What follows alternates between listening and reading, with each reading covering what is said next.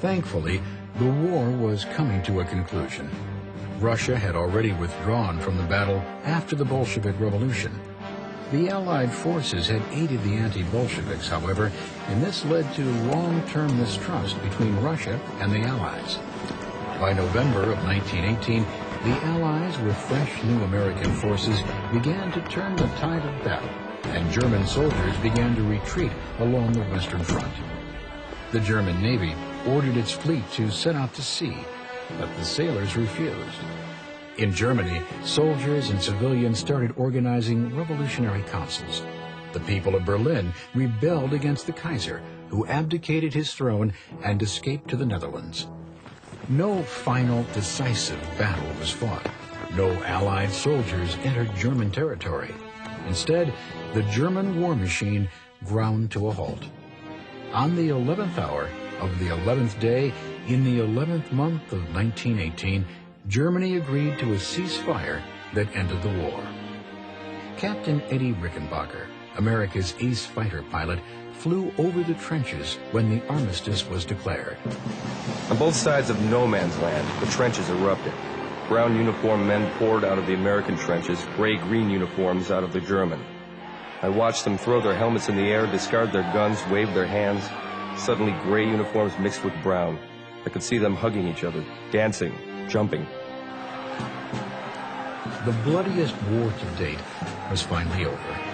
During its 4 long years, more than 30 nations participated in battle and in death.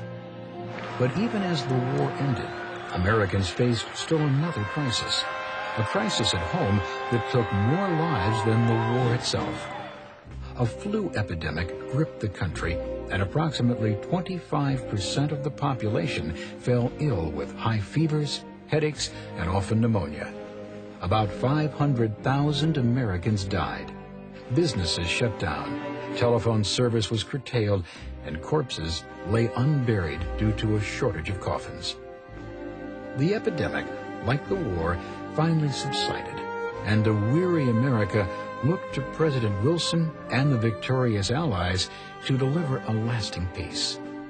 Even before the war was over, Wilson had presented his plan for peace to Congress, his 14 points speech.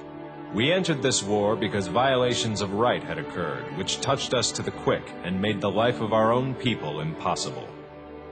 Wilson's first 5 points dealt with the issues he felt had caused the war. Nations should no longer engage in secret treaties.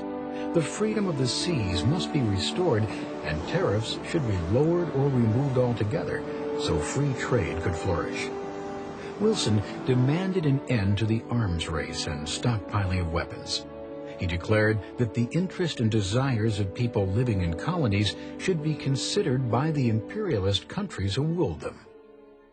Wilson's next points addressed boundary changes.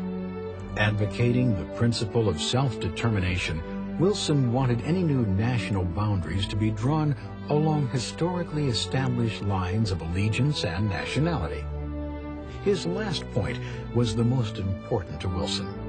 He called for the formation of a League of Nations to keep world peace.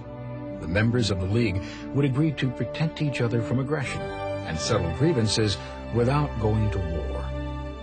Following the ceasefire in December of 1918, Wilson and his wife Edith sailed aboard the SS George Washington for Europe to attend the Versailles Peace Conference.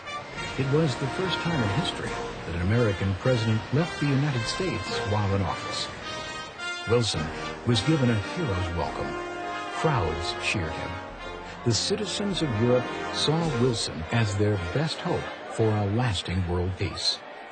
But the politicians of Europe, particularly British Prime Minister Lloyd George, who had won election on the slogan, "Make Germany Pay," and French Prime Minister Georges Clemenceau, who had lived through 2 German invasions of France, resisted most of Wilson's ideas. To them, the first and foremost goal of the peace treaty was to punish Germany so she could never wage war again. The peace conference did not include the defeated Central Powers, Russia, and the smaller Allied countries. The so-called Big Four, America, Great Britain, France, and Italy, hammered out the peace treaty among themselves. Time and again, Wilson was forced to concede on elements of his 14 points in return for the establishment of the League of Nations. Finally, on June 28, 1919, the Big Four, along with the leaders of the defeated nations, met at the Palace of Versailles to sign the treaty. The Treaty of Versailles created 9 new nations, including Poland, Czechoslovakia, and Yugoslavia, while the borders of other countries were redrawn. 4 sections of the Ottoman Empire were made temporary colonies under the rule of France and Great Britain until they were ready for independence. President Wilson did manage to prevent some of the more extreme punishments, but the treaty demilitarized Germany, banning her Air Force and Navy and limiting her army to only 100,000 men. Germany was ordered to return Alsace-Lorraine to France. Most debilitating, Germany had to pay reparations, war damages, of $33 billion to the Allies, and admit total responsibility for the war. Certainly, Germany had played a major role in starting World War I, but other countries were equally involved.